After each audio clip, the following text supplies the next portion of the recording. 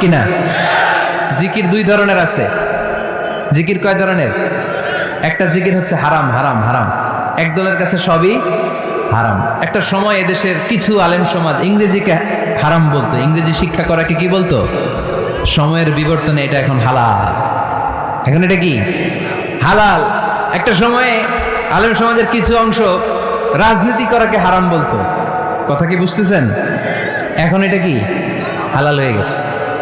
ইসলামী ব্যাংকিংকে হারাম বলতো একটা সময়, যে না কোনো ফিনান্সিয়াল ট্রানজাকশন এই সিস্টেমে ব্যাংকিং এটা ইসলামে জায়েজ না, এটা হারাম হারাম, কারণ ওদের জিকির কি, কথা কয় না, হারাম হারাম হচ্ছে এদের জিকির। একটা সময় ইসলামিক ব্যাংকিং হারাম ছিল, এখন এটা কি হয়ে গেছে?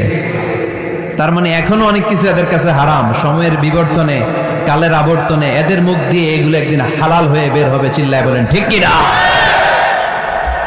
এজন্য এই পৃথিবীর সবকিছু মূলত হালাল, যতক্ষণ না হারাম হওয়ার ব্যাপারে দলিল না পাওয়া যায়। হারাম করতে হলে দলিল লাগে, হালাল বানানোর জন্য দলিল লাগে না। আবার যেন তেন কোনো দলিল দিয়ে, ঠুনকো কোনো দলিল দিয়ে কোনো জিনিসকে হারাম করা যায় না। হারাম করতে হলে অকাট্য দলিলের প্রয়োজন হয়।